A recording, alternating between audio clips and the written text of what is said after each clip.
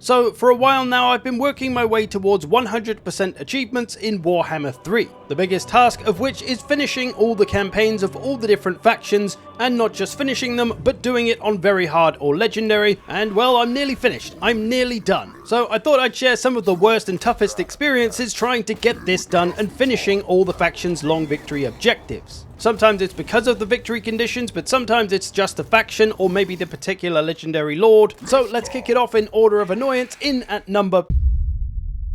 First up, the French. This is the faction I did not have a great time with, no particular legendary lord. I got the achievements with my Carcassonne campaign, the one I used in that medieval video, but every time I play a Bretonia campaign, whoever it is, it's just always a struggle because my secret shame. I used some French elves, alright, I had to do it. Their infantry's just too terrible. And this was honestly the largest problem for me. Fighting any battle was just a nightmare. I had to pretty much just get as much cavalry as possible because it's the only thing that can do anything in the Bretonian roster. The problem honestly is largely in their leadership. It's only 45 for most of the basic infantry. That's the same as a clan rat, and well, you know, let's give these human men some credit. They're probably braver than that, and I know what you're gonna say, Zerk, they're French, what do you expect? But come on, I think we can tack 10 leadership onto all those units, give them 55, it's a little better, maybe even push it to 60, then at least their infantry might actually be viable for something. But still low enough to fit in with them being peasants and obviously not soldiers particularly.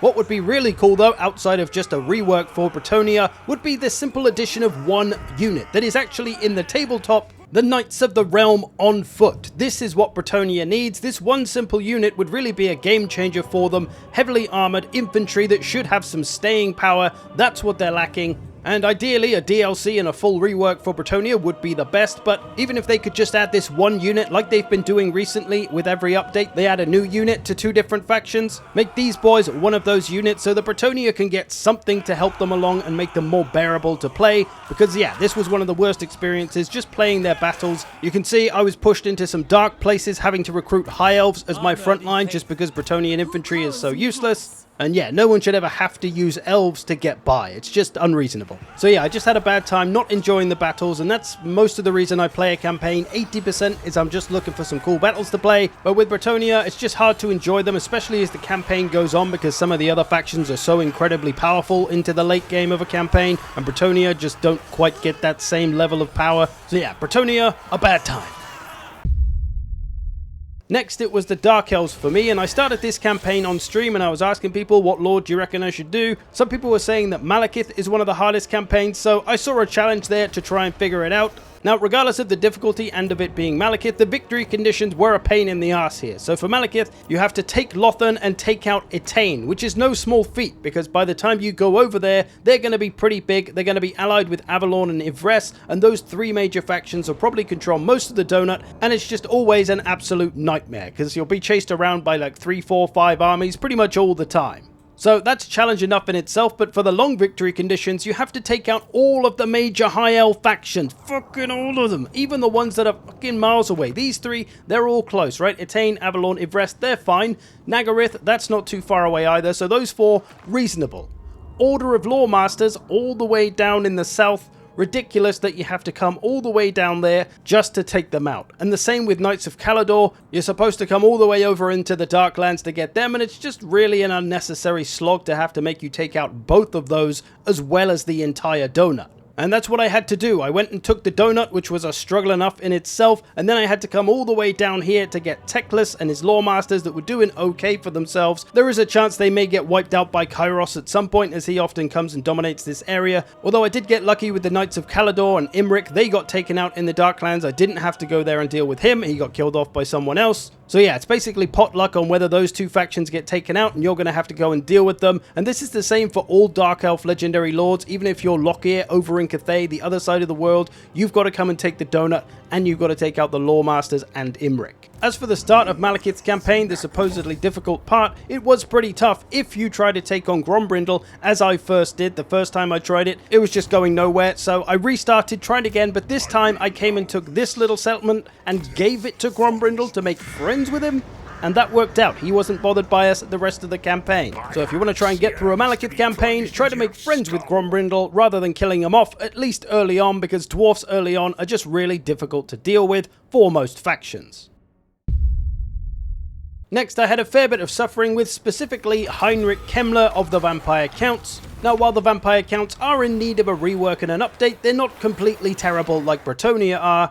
And this was more about Heinrich's victory conditions, because for the short, he has to take out Arguelon, which typically means you have to take on all of Athel Loren, and you've got to take a bunch of this French territory, which means taking out Grom, which is no easy feat. You've also got Ikit just to the south, who may push up this way. You've got Athel Loren and the Elves, like I mentioned. Then you've got to take on all the Bretonians around you, all the Empire. So you're very surrounded and in a bad spot as Heinrich Kemmler here. So taking all this is challenge enough, but then the long victory conditions, you got to come and take the entire Empire lands as well. Everything. Which is the same objective as Karl Franz himself. Why is Heinrich having to do this? Also, Vlad has this same victory objective to take all the Empire lands, but his short victory objective is just to take out the Empire and Altdorf, and that fits in with the long objective of taking all the Empire lands. But for Heinrich, he's basically got to do all of Vlad's victory conditions, and then do a bunch of extra ones, taking and holding the Bretonian lands, defeating Grom. You've also got the High Elves who might come over and come after you as well from Ulthuan. You might find Kislev is huge by the time you get over to deal with this northern part of the Empire lands. So yeah, it was just a gargantuan amount of work. I did this coming off the back of my Ghost campaign video. Some of you might remember I used only Ghost armies. I used that save because it had a bunch of the settlements already done and stuff. Although it was actually made worse as well because it was an old save. The victory conditions, you had to take out 75 settlements, not 60 as it is now. So that added onto it as well. But as you can see here, by turn 173, I managed to get this done. Vlad's taken a little bit. Grom and I together took out the Elves of Athel Loren, and I gave all this kind of French area to Grom as well so that he could look after it. I've got a military alliance with him, so I control it that way. So yeah, the issue here was largely just with Heinrich's victory conditions specifically,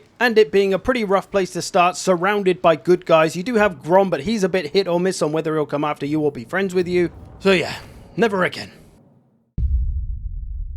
And to nobody's surprise, Daniel, or Demons of Chaos, are not a pleasant experience in 2025. Another faction in dire need of a rework, really. Although they've got lots of units and such in their army to choose from, Daniel himself is a bit lackluster, his campaign mechanics. The build your own demon thing is still kinda cool, but doesn't offer much outside of buffing up your lord for battle. It might be more interesting if you added some more depth to this by making it so that you could choose your lord's skill points before the campaign, or maybe even being able to choose your own campaign mechanics of all the chaos mechanics in the game, or I don't know, something like that. But doing this campaign for the achievements, I tried Immortal Empires first of all, but you've got Archaon over here, Arbol, Tamarkans around, so it's a pretty rough area with some tough boys. When I did this campaign, I was doing okay. It was a real struggle with the lack of any kind of campaign mechanics to make use of. I was pushing east, I took out Archaon, things were looking okay, and then suddenly loads of stuff from the west declared war on me and just started running me through, so I decided to switch to Realms of Chaos instead and go through that campaign, because I haven't done that for years since the game came out, and all we had was Realms, so I thought let's do that again, that'll be fun. Yeah, no it wasn't, that wasn't any more fun. His start positions in both game modes are pretty terrible, to be honest. The faction overall just feels a bit dull to play. All you've got is the aligning to Chaos Gods and Daniel's different shirts he can wear. Yep, my Daniel wears shirts, alright. So yeah, wasn't a very exciting experience at all, and I probably made it worse for myself having to do the Realms again and go through all the Realms and survival battle stuff. Kind of feels like they're missing a trick as well, not having some kind of teleport mechanic with the Demons of Chaos, because you know, demons, they can get around. Something like that could be nicely coupled with maybe a Beastmen approach where they're more about taking out and destroying everyone else rather than taking nice little towns and settlements for themselves. But overall, it feels like there's some cool stuff they could do with this faction. He just needs the rework, really. So, a lack of campaign mechanics, kind of dull campaigns, rough start positions, and just for me personally, I'm not really into demons, so it's not really an attractive faction for me to play anyway, but here I had to play it for the achievements. And probably the most frustrating experience I had is the Scaven, but not because there's anything wrong with the Scaven. I actually quite like them as a faction to play, not to face though, the little furry fucks. My issue here lies with the long campaign victory conditions. The short ones are mostly okay across the different lords, but the long campaign victory conditions, which are the same for all Scaven lords, is that you have to take and hold 7 of these 13 settlements here. 7 of them. Now, it would be fine if these were all kind of close to each other, but they're really not. They're all kind of central map area, but they're pretty spread out. And taking them and holding them would mean that you'd probably need to own the entire central part of the map. So to capture all this and beat down all the strong factions that are going to be in this area, there's probably 200 turns worth of play right there. Now this might not seem so bad if you're Queek, who starts in this central area near a lot of these settlements, but if you're Clan Eshin all the way over in Cathay, you've got a long way to go to get near all of these settlements over here in Altdorf and Helpit. Or if you're in Lustria as Clan Pestilence, you got to come and change continent to get all the way over here to be anywhere near these 13 settlements. So these are the kind of victory conditions that feel like someone at CA went, yeah, that sounds good on paper, but never actually tried it out for themselves, and somehow didn't see that taking 7 major settlements all across the map would be a bit of a chore. But nevertheless, I had to get this done, so I did it as Clan Eshin, just the faction I wanted to play. I like the whole sneaky ninja vibes. Although Snitch's campaign mechanics aren't that great, but I came into this with a bit of a plan as well. I wanted a faction I could run through pretty quickly to get a large kingdom, and to me that was Cathay. I always find them quite easy to deal with, so I smashed through them as quickly as I could. This first of all got me smashing my way through a lot of settlements, which gets to 60 for the victory conditions. But my real plan here was to try and field 7 armies to go and take those 7 settlements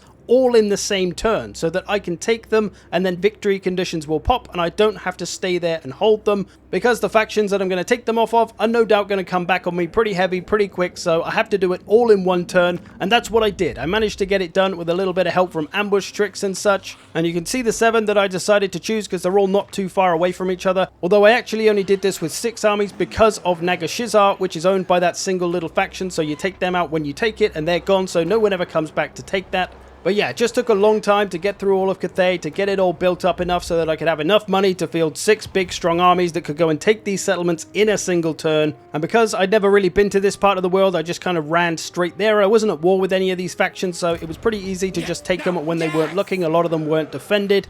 But as you can see, there's a lot of armies that are around that are going to come back for me pretty quick, I imagine. This one, I think, is already under siege from the Chaos Dwarf, so this one's pretty much done for. So I'm going to lose that on the next turn, but it doesn't matter. I already got my achievements. I got it done.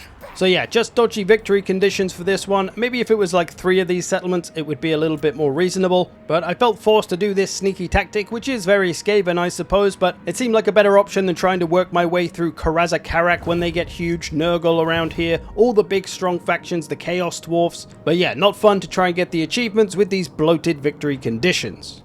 But there we go. Those were the worst experiences for me. Obviously, I'm not saying they're the worst campaigns in the game. They're just the ones that I found the hardest or the dullest, trying to get all of the achievements. I hope you've enjoyed this. Thanks for watching. Do check out the YouTube memberships and Patreon if you'd like to support the channel. Otherwise, I will see you in the future.